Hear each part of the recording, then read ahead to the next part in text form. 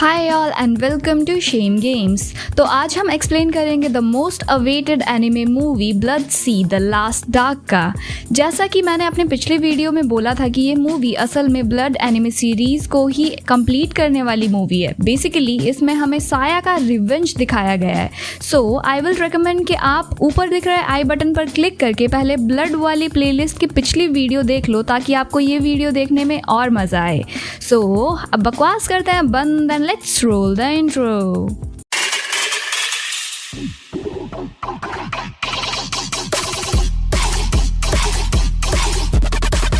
So again हमारी कहानी एक सबवे स्टेशन से शुरू होती है जहां हमें एक वियर्ड सा आदमी हाँफते हुए ट्रेन में चढ़ता हुआ दिखाई पड़ता है। वी सी उसके नाक से खून निकल रहा था और थोड़ी ही देर में वो एक मॉन्स्टर में कन्वर्ट होकर लोगों को खाने लगता है, जिससे अचानक ही ट्रेन में हड़कंप मच जाता है और लोग दूसरे बॉगी की तरफ भागने लगते हैं। बट वहाँ एक लड़की अब भी बैठी हुई थी। जब ये मॉन्स्टर उसके पास पहुँचता है तो वो बड़े ही कोल्ड अंदाज में बोलती है, do you want to eaten by me? And here I was happy cause I know ये वॉइस किसकी है।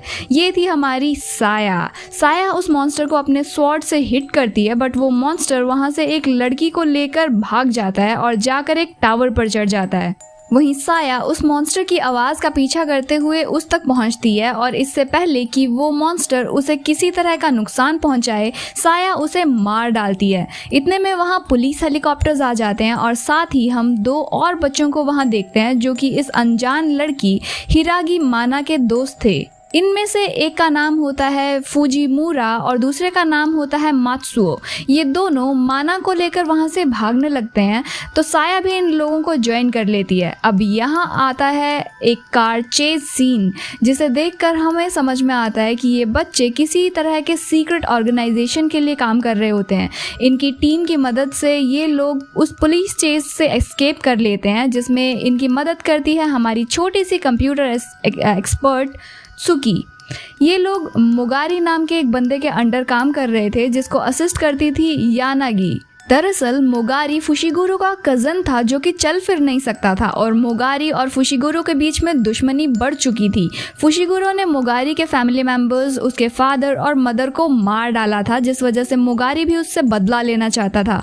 इसलिए वो साया को अपने घर बुला लेता है और उसका प्लान ये था कि वो साया की मदद से अपना बदला पूरा कर ले। ये लोग सीरट नाम का एक ऑर्गेनाइजेशन चला रहे थे। दरअसल फुमीतो एक बहुत ही इन्फ्लुएंशियल बिजनेसमैन था जिसकी पॉलिटिक्स में काफ़ी चलती थी और सिर्फ जापान ही नहीं बल्कि विदेशों में भी उसकी एक काफ़ी मजबूत पकड़ थी। दुनिया को दिखाने के लिए तो फुमीतो सेवेंथ हेवन नाम की एक कंपनी रन करता था, लेकिन एक चीज़ थी जिसका नाम था द टावर, जिसके बारे में आम लोगों से छुपाया जाता था। और जहाँ एक चीज़ जो ये मॉन्स्टर थे उनको ये लोग ओल्ड वंस बोलते थे।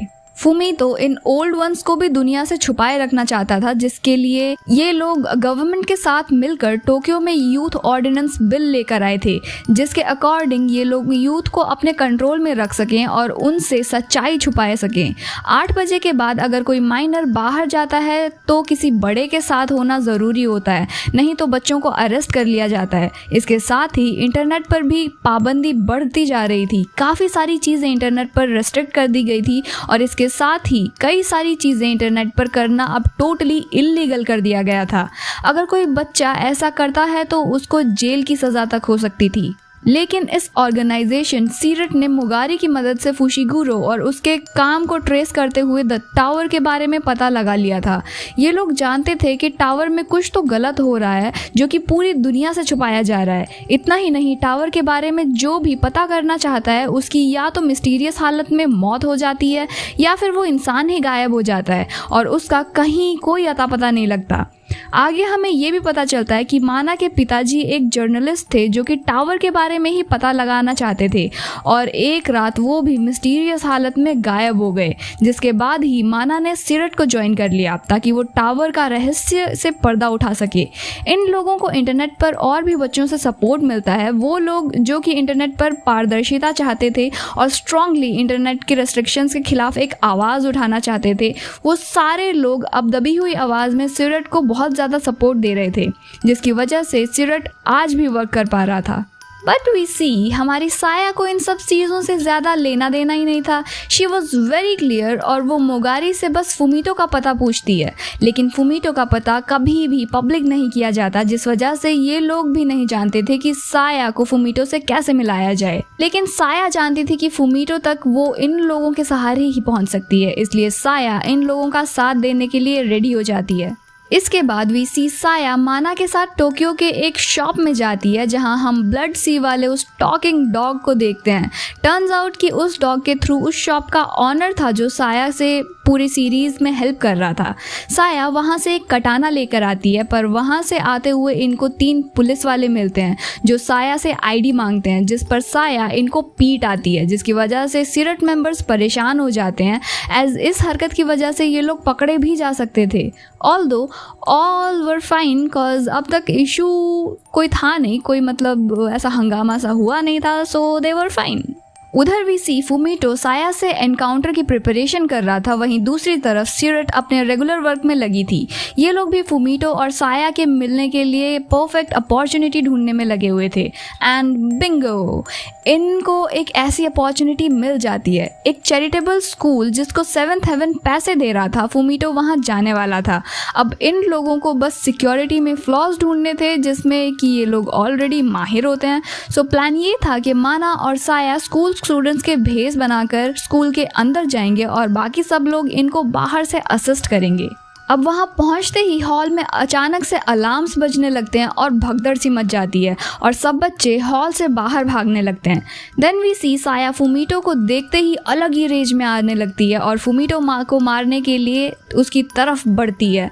बट टू आवर सरप्राइज वो फुमीटो ही नहीं था, बल्कि इट वॉज अ ट्रैप।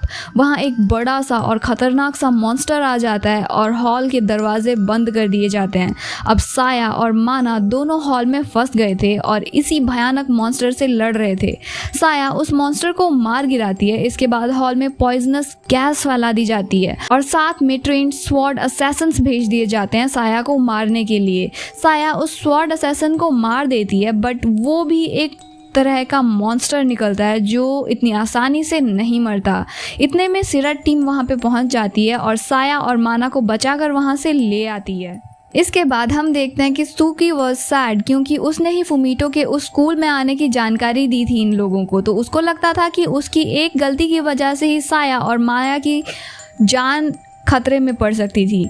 इसके साथ ही एक चीज़ ये भी थी कि अब फुमीटो को ढूंढना और भी मुश्किल हो गया था और अब एक ही रास्ता था फुमीटो से मिलने का और वो था द टावर। पर टावर तक पहुंचना मुश्किल था, वो भी ऐसे इंटरनेट रेस्ट्रिक्शंस के साथ। कोई हाई लेवल का कंप्यूटर एक्सपर्ट ही था जो ये काम कर सकता था और ये चीज़ सुकी के बस की नहीं थी। यहाँ मैं आप लोगों को बता दूं कि माना खुद भी एक बहुत अच्छी कंप्यूटर जीनियस थी, लेकिन उसके इस जीनियसनेस से ही टावर नाम की चीज़ का पता चला था, जिससे उसके जर्नलिस्ट पिता इंस्पिरेशन मिली थी और माना को लगता था कि उसी की वजह से उसके पिता गायब हुए हैं। ना तो वो टावर के बारे में अपने पिता को बताती और ना ही उसके पिता इस सारी सिचुएशन में पड़ते। बट सिचुएशन को देखते हुए माना को समझ में आ जाता है कि उसको अगर अपने पिता के बारे में जानकारी चाहिए तो उसको भी टावर से ही लीड मिल पाएंगे और उसको अपने सारे सवालों के जवाब उस टावर से ही मिल सकते हैं। अब माना काम पर लग जाती है और अपनी जीनियस कंप्यूटर स्किल्स की मदद से टावर ढूंढ निकालती है।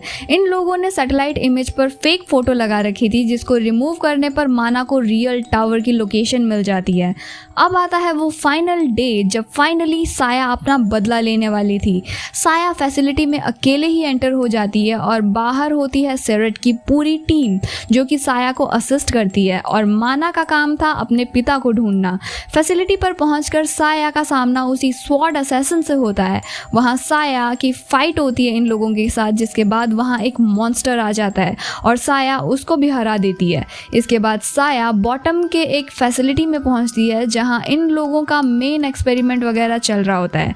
वहां साया को फुमीटो मिल भी जाता है और वो साया को मेंटली अनकॉन्शियस कर देता है। असल में उसी सुबह मोगारी ने साया को जो कॉफ़ी पिलाई थी उसमें ही कुछ गड़बड़ थी बस। यहाँ हमें पता चलता है कि पावर के लालच में आकर मोगारी फुमीटो के साथ दे रहा था।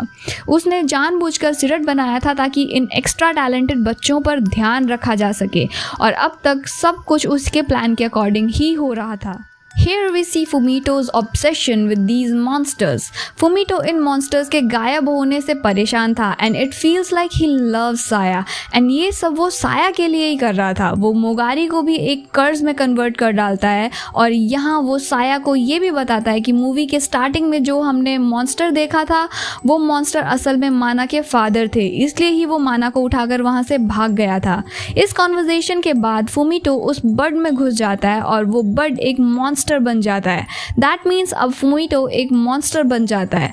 देन साया और फुमीटो के बीच में एक बहुत बड़ी सी फाइट होती है. साया उस मॉन्स्टर के अंदर घुसकर उसको अंदर से डिस्ट्रॉय कर देती है. इसके बाद स्वॉर्ड लेकर वो फुमीटो के सामने खड़ी होती है, थकी हुई सी, बेजान सी.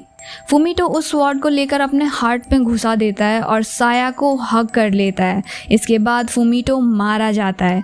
एंड क्रेडिट सीन में वी सी वो फालतू के रिस्ट्रिक्शंस जो थे बच्चों पर से अब उठ गए थे और साया गायब थी.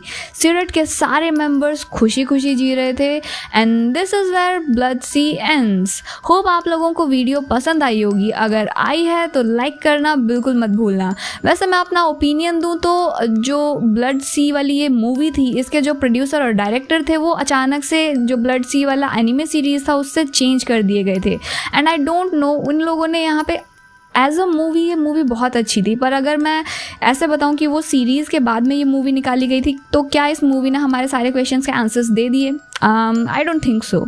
ये मूवी अच्छी थी as an individual movie, but series का एंड सीन के हिसाब से this was not the good thing to do.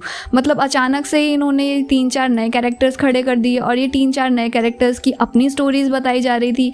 और फुमीटो को कितना ही स्क्रीन टाइम मिला था, मतलब बहुत ही कम स्क्रीन टाइम मिला फुमीटो को. सो फुमीटो और साया के बीच में जो रेंज था और जो उनकी फ़ाइट थी हमें इतनी ज़्यादा नज़र ही नहीं आई. So this was a little disappointment. वैसे मूवी अच्छी थी.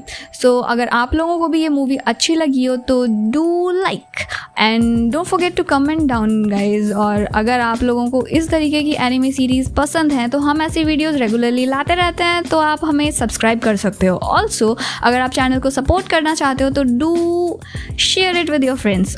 सो फाइनली चैनल पर एड्स चलने लगे हैं and the best way to support me is to watch the entire ad. तो आप बस अगर मेरे एड्स को पूरा देख लो ना, शायद वो भी मेरे लिए बहुत होगा. सो या विद दिस हम मिलेंगे इन माय नेक्स्ट वीडियो. तब तक के लिए बाय.